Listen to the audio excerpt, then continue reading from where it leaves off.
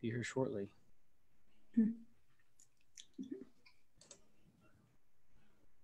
Setting up your meeting. What is going on? It does a little thing on your screen. All right. We're now streaming live. All right. Welcome, everybody. We'll get this down. One of these years, we'll figure it out, right? So, super excited today. We have a special guest. We have Tammy Ebright with us. So Tammy is a loan officer here in Kansas City, Missouri, but she's also a certified referral trainer for the 7L system, also a DISC expert, DISC, trainer for that, expert, driving force expert, which talks about behaviors, and many more. So kind of tell us about those and kind of give us a little bit of your background when it comes to that.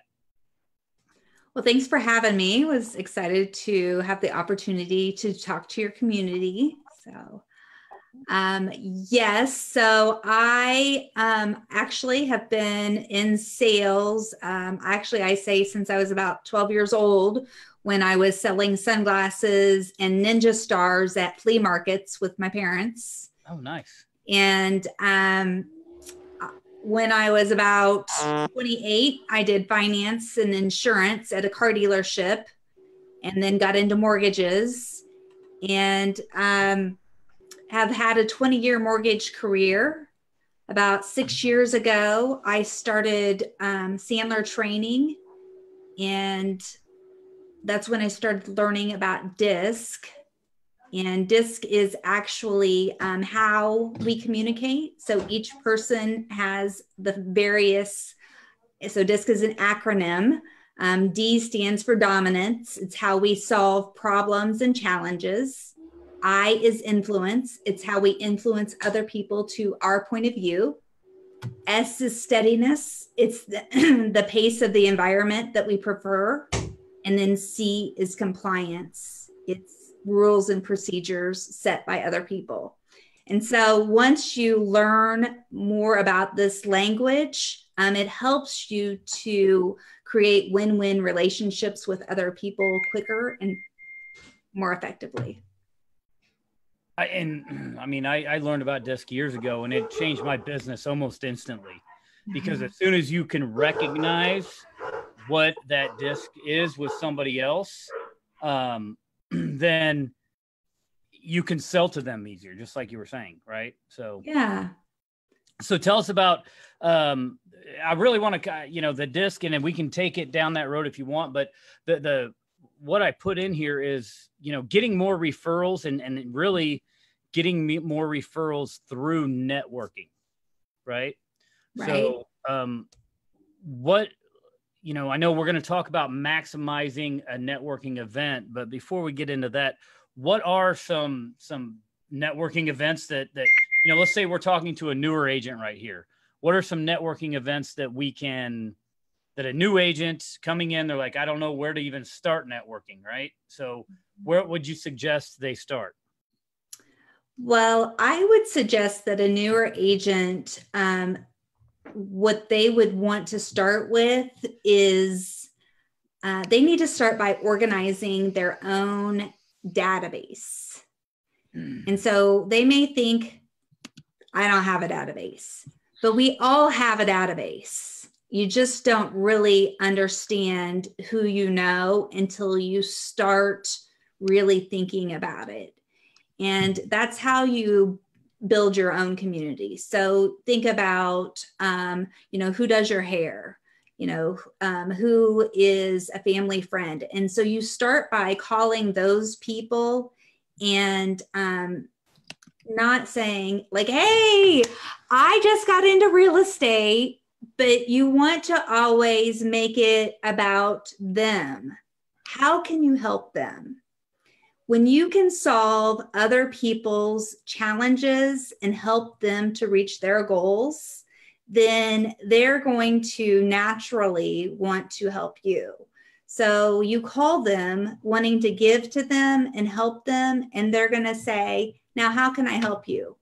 Well, I just started this new business and I I would love to next time you hear of somebody mention that they're going to be selling their house, or if you're looking to sell your house, I'm would love an opportunity. Or, do you know of a networking event that I can attend? So that's one strategy to use. As far as finding networking events in Kansas City or wherever you are, there's meetup.com. Yeah, I love that one. There is like BNI groups and other networking groups that you can go to. And I don't know that you have to particularly join those specifically. I know a lot of people have kind of gone away from the old BNIs and they're doing more of their own, establishing their own communities.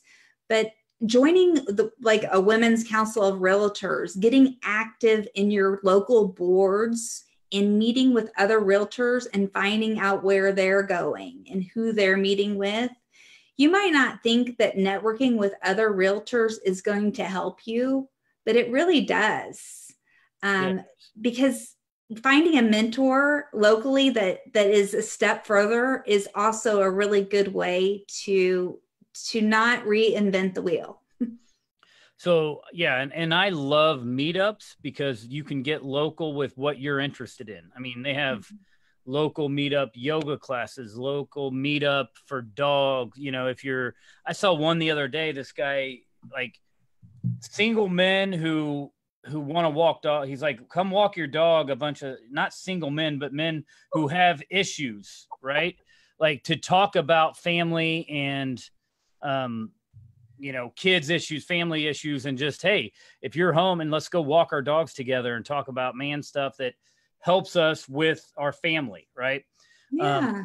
So there's a whole bunch of I think BNI is still a great organization. If you can get in there, there's all sorts of ones like BNI out there. Just, and really we've talked about on here, build your own syndicate. Right. And then that's what you're talking in your database. You already know people, but then you can go out and start building your own syndicate. But let's say you're at a networking group, and this is what I want, because I kind of put on the topic, maximizing, working that referral, or working that networking event. So give us some pointers there. When you go into, let's say you're a guest at a BNI or a guest at a big that's specifically for networking, what are some things that you can do to make sure you're maximizing your results when you're there? So let's say you're going to a chamber event. Yeah. And you want to go there with a goal. Let's say your goal is to meet 3 to 5 people. You don't need to meet everybody in the room. You want to meet 3 to 5 people. And you want to make it about them. Networking and building relationships is always about the other person. And so don't walk up and then start verbally vomiting all over them about what you do, who you are, and yourself. That is so lame. Right.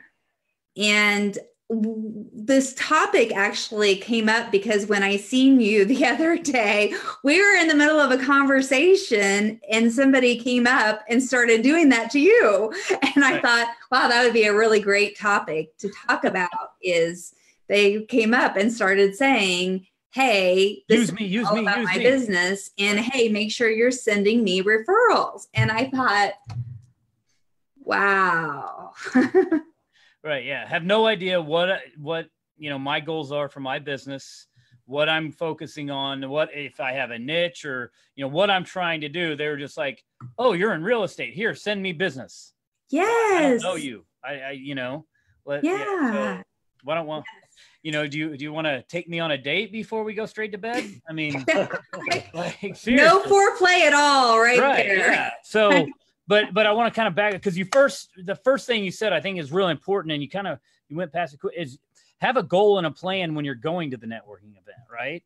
Yeah. So have a goal of meeting 3 to 5 people. And specific people, is that what you're also like? hey, I want to meet a lender. I want to meet a landscape person. I want to meet this, I think you could, and you could call the, so you could call the chamber person and ask to be introduced to your ideal partner. So in real estate, probably financial planners are probably good. They usually know of people that are moving. Who else would be really good connections? Lawyers. What? Lawyers. So maybe you want to meet some lawyers, especially whoever would be your ideal connections. You could ask the chamber organizer. Sounds crazy. Hairdresser, though. Don't forget that. Like, gotta get that hair done. But hairdressers, they know everything, man. People talk to them like they're their therapist, right? So they know if somebody's going through a divorce. They know if somebody's fixing up their house to sell. They know everything because, somebody's going into them. The guys are going in there, every 2 weeks. Girls are going in there once a month. How often do you go? Huh? I used to go once a week, and she cut it all off. Right? Don't go once a week. It goes away a lot quicker that way. So so you can call ahead and ask them to introduce you. Show up early, show up 15 minutes early and be of service. Help out if you can. Be of service. Right. Pass out things, help them set up is a great strategy. But even if you can't do that, if you're just walking around, you don't know specifically who you're going to meet, still what you want to do is make it about them. So using the acronym FROG, it's friends, recreation, occupation, and goals. And that's what you talk about. Yep. Just ask them about all of those things and make it about them. And ask them for their business card. And unless they ask you for your business card, you do not give them your business card. And then you follow up. Yep. And one other thing, like if we go all the way back, I think also that you got to think about is your attire, right? When you show up early, but also dress for success, right? Yes. I mean, you're making a first impression with these people. Right. And so, and dress to your clientele. I mean, if you are not used to wearing a 3-piece suit and doing business in a 3-piece suit, don't show up in a 3-piece suit. You're just going to be uncomfortable and it's not going to be who you are. But also don't show up in a wrinkled t-shirt and flip-flops unless it's a networking event, at a beach volleyball tournament. Right. Right. Dress the part, dress for success, making that first impression. So some more all about them. So we talked about Frog, right? So you talk about them, how long a time? So if you said meet 3 to 5 people, most normal networking events last an hour or two. So we're spending quite a bit of time with one person, it sounds like, right? This isn't speed dating. Yeah. So it's not speed dating specifically because you're not trying to meet everybody in the room. Right. You don't want to hear their life history, and you don't need to go through completely Frog. That's just some different things to talk about, but making it about them, like talking about them, getting them talking. And remember, not everybody's meant to be your referral partner either. Like this is a way to weed them out. Like if you don't like them, don't even ask them for their card. Like next, some will, some won't. So what? Someone's waiting.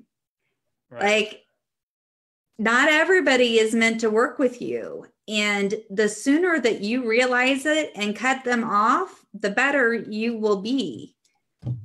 And Tammy, do you base that off of your DISC assessment? Meaning like if you're a high D, do you go in there thinking I'm going to look for profiles that are similar to mine, or how do you approach that? Well, when you are, so Not necessarily. So when you get good at the language, you can work with more people. Mm-hmm. Typically, if you don't know the language, yes, you will look for the high Ds, because a high D is going to work with a high D. Eyes are going to work more with more eyes. When you learn the disc language, it opens you up to be able to work with more people. Awesome. Yeah. But that's not necessarily Damien, I'm answering him, is because I'm a high D, and I either really get along with a high D, or we're at odds. Like, we cannot get along at all. And I don't know. The D's, that's definitely a The dominant personality it's type. a dominance thing, right? Yeah. Well, because they both want to win. Yeah. Yeah. But I mean, in some, and it's just, I don't know if it's the second part of their personality type that maybe we're not getting along, but I've, and I used to, when I first started coaching, agents, and my the guy who would assign the coaching clients was like, he kept giving me all these high Ds, and it was about 50-50. It was about 50% I couldn't work with at all, right? And then the other ones, we just hit it off amazingly. So it's more than just the personality type, I think. All right, more than just the disc. Well, emotional intelligence comes into play too. So maybe I didn't have any, so that's it. A high D that is also high in emotional intelligence is going to be more coachable. Okay. And coaching. So explain emotional intelligence for me and everybody who's listening, because I mean, I kind of understand what it is, but you're an expert and that's part of your driving force certification, right? So it's a completely different science. Okay. And it's so statistically, people that are higher in emotional intelligence make 25% more money. Okay. So what exactly is emotional intelligence?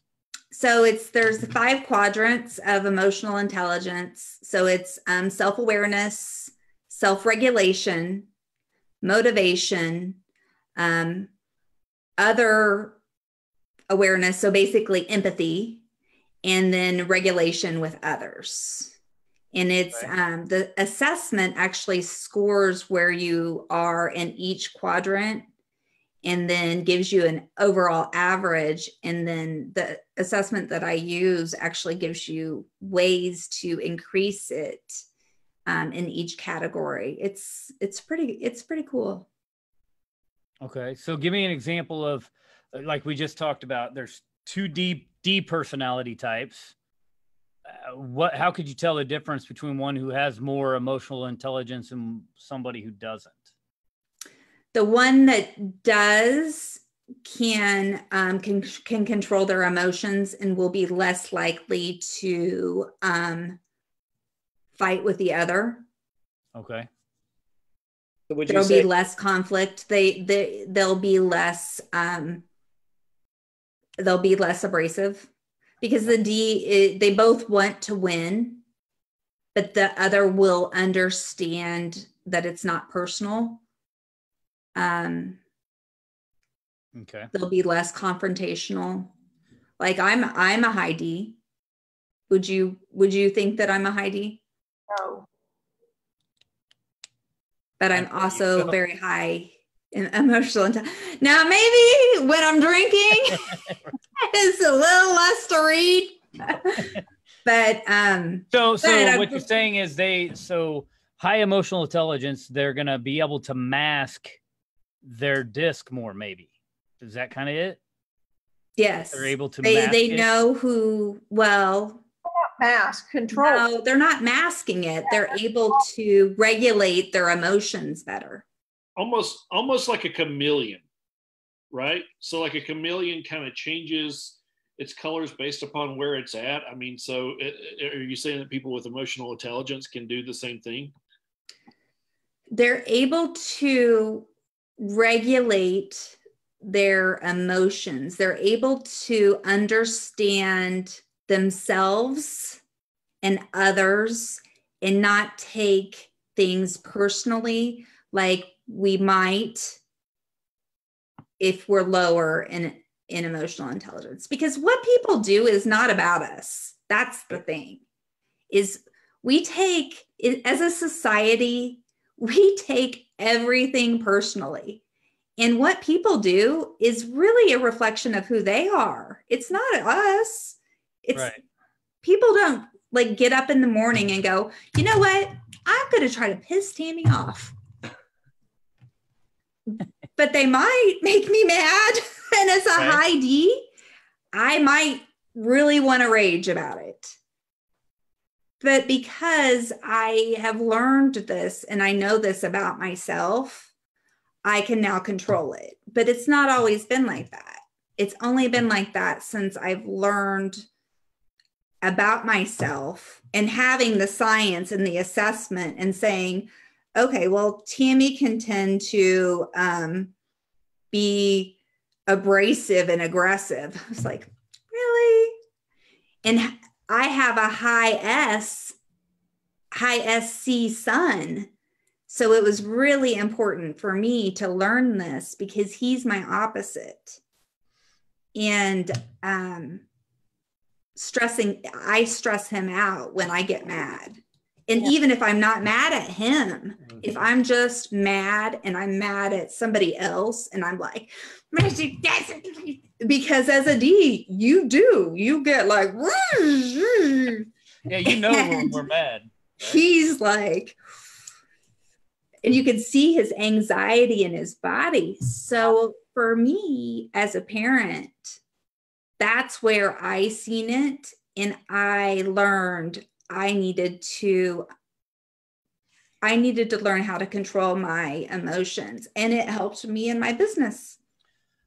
Okay. So if you think, obviously the best way to figure out what your emotional intelligence is to contact you and take a test or whatever. If somebody thinks that they need, let's say I have a problem, when I'm talking to peers and I maybe constantly interrupt them or something, right? What's a way, and I don't know if this is part of the emotional intelligence, what are some tricks to help with emotional intelligence? How do you cultivate it? Yeah. How do you cultivate it? And then. So that is, a lot of that is behaviorally. That's typically the high I characteristic, because that's how their brain works. Okay. They are influencing in social and they want to talk a lot. And so again, it goes back to doing an assessment and understanding that that's how your brain works and that's how you can tend to be. And so because you tend to be like that, you need to not, because in sales, you could talk people out of the sale, actually, because you're talking too much and not letting them talk. So Tammy, isn't it more along the lines of, if you're a high D, you understand or you've studied, I think most of us watching this or most of us in sales today have taken the DISC, most people, or some form of it. And so the emotional intelligence then says, okay, you're a high D, this is what your nature's like. So let's learn the emotional intelligence of how to deal with and overcome and temper the things in your nature that need to be tempered based on what we found in your D. Is that how you use it together? Sort of, but not necessarily. So the assessment that I use is about a 61-page report. It integrates your DISC, which is your behaviors. So it's how you communicate, your values, what's important to you, why do you get out of bed, which also plays into how you behave, and then your emotional intelligence. And so all of the report, and then the last 2 pages integrates and says, okay, so as a high driver with values of resourceful and receptive, commanding, you could tend to be this way, but because you have high emotional intelligence, you will be able to control your emotions. Or if it would say, because your emotional intelligence is moderate, you're going to want to work on these areas. Or if it says, if it's low, you're going to want to be aware that you need to work on these qualities because, so whatever your specific, it would, and it will, it does say based on your behaviors, how it will affect. And then it gives you specific action steps. The whole assessment actually gives you action steps for each, like your behaviors, like time wasters for your behaviors. If you're a high I, you might tend to have long lunches or procrastinate, things like that, ways to overcome it and stuff. It's a really amazing tool. And I think that for me, the first time I took it, I never, my coach said, make sure that you look at it monthly. Didn't really do that, right? But it is so important. In the right assessment is so important, because like the free ones you get online is not the same thing as getting one that you have scientists that are actually studying the brain that are doing it, not coaches that are trying to get your email address to sell you coaching.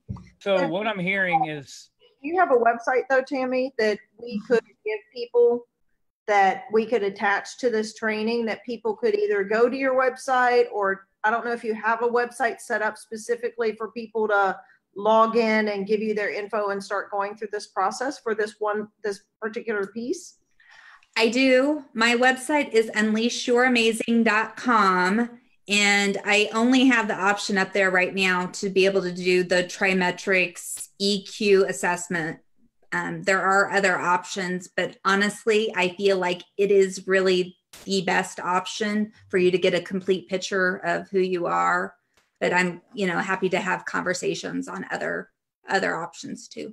Wonderful. So unleashyouramazing.com. Yep. Perfect. That way everybody can contact you and be able to share emotional intelligence. Yeah, I'm interested. I think, well, and I really think like learning the DISC profile is going to really help everybody in sales, right? One, if you understand your own DISC personality type, and you can ask certain questions to figure out other people's DISC personality type, right? Mm-hmm. Then you'll be able to sell them better. But the other one, the emotional intelligence, is really how to work on yourself. I mean, because I don't know, can you tell what somebody else's emotional intelligence is by asking certain questions, or would you even want to? I mean, you can't really. I mean, you could guess. I mean, when people fly off the handle pretty easily, you could be like, I would wonder. But, until you really take the assessment, you wouldn't really want to prejudge. Okay. So that test would be more for somebody that just really wants to work on themselves, because then if they can work on getting a higher emotional intelligence, it will increase their income by 25%. Mm-hmm. Right? Yep. Yes. Yeah. And if somebody takes the assessment, I also have this cool little tool that is a DISC, like say, like whatever your high behavioral style is, your high DISC, then this is how you sell to the D. This is how you sell to the I. This is how you sell to the S. So it gives you tips on how to do it. And I also have some online training that's on my website. And it's amazing. I mean, and if you guys have not been through a DISC assessment or have learned this, definitely, check out her website, because this changed my business, really. I mean, when we always are trying to become better salespeople. And in real estate, I think we're first marketers and then salespeople, right? You have to get in front of the client first. But then when you do, like you said, you can lose the sale if you talk to them wrong. Right. Where you may be thinking that you're saying the right stuff because you know your stuff. But if they're a high, like for me, like a high C personality type is torture for me to sell to. But I know if I can find out that they're a high C, I can go in with the right material ahead of time, or I can pull out the right material out of my bag to make sure that I sell them, because they're going to want to know everything, right? They're going to want to know all the graphs, all the stats, everything. And, you know, if I have that there, then I can show that to them. I don't have to talk. I can just slip it in front of them and let them analyze it. Yep. Right. I'm sort through it. But if you don't know that, if you don't know the difference in the personality types, you may be, you know, just showing them the wrong, or trying to talk too much. And most real estate agents are high I personalities, right? I'd say that's the majority of real estate agents are high I. I and S's. It depends. There's a lot of buyer's agents that are S's or make really good buyer's agents. Team leaders typically tend to be more DI. So awesome. All right. Well, we'll get kind of wrap it up. Any more questions for Tammy, guys? I want to. The emotional intelligence thing's really interesting. So you said it's 62 pages, right?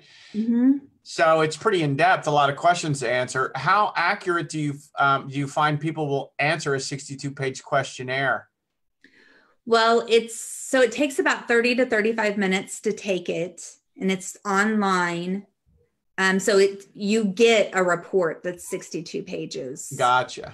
Okay. So, yeah, most people say that it's anywhere from 90 to 95% accurate. Like this is eerily accurate is what I've heard. Like I had a high DC national sales manager that took it, that ended up not wanting some of his regional managers to take it, because he was like, I don't know if we want all of these leaders to have this. Really? Why would, interesting. People are strange sometimes. Like he's a little bit of a strange person too. So I am. And speaking of it seems personalities, you met James now. Yeah, I'm DI, so but it resonates with me. So I guess I'm curious that so when somebody comes to you with this program and they want to work on their emotional intelligence, and they take this test and they get the 62-page report, what are the actionable steps that you will help them to be able to the end goal is to be able to increase your income by learning this skill, right? So what are the actionable steps that you'll take with them in order to help them achieve that? Well, it depends on how we end up working together. If we're going to coach together one-to-one, if they're going to, I'm getting ready to launch a mastermind program. If they want to do the online training to where they're learning the emotional intelligence or the DISC on their own, there's different ways, different levels together of involvement. I'll also just sit down and do like a 2-hour debrief, because it takes about 2 hours to go through the complete assessment together. Mm-hmm. And in a really kind and unjudgmental way, help you to understand and unpack the whole thing, who you are. Who you are, and talk about why, why this is, how, if you're adapting. So, because sometimes your natural style of your DISC, it'll show your natural style and your adapted style. So that could be different. So you could be adapting in your environment for reasons that could be causing you stress. And so we'll talk about that and coach through those things. We'll talk about your value system and, how those came around. And then we'll work through some of the emotional intelligence and talk about an action plan to increase that and how to grow your business. Awesome. Yeah. Love it. So love it. Elise, you're amazing. Do you want to give out any other contact info, or you just want to have them contact you through that if they have any questions? They can go to my website. My email is tammy@unleashyouramazing.com. They can call me. My cell phone's 816-560-6021.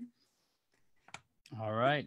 Awesome. Thank you very much. Thank you so much. Stuff. Yeah. Thank you. Thanks for having me. Thanks for coming on.